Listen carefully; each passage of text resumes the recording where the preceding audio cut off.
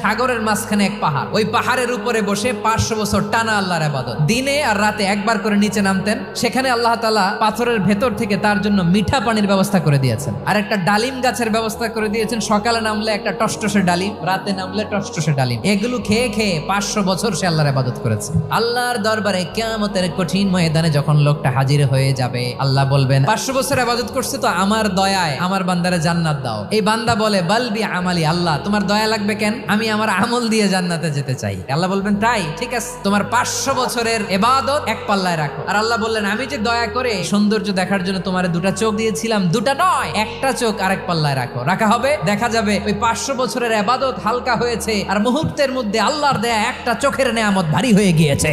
ফলাফল দেখো, হিসাব বলে তুমি এখন জাহান্নামে যাবা, যাও এবার জাহান্নামে যাও। এবার লোকটা কাচুমাচু করে বলে আল্লাহ এবার আমি বুঝতে পেরেছি তোমার দয়া ছাড়া দুনিয়ায় কেউ জান্নাতে যেতে পারবে না।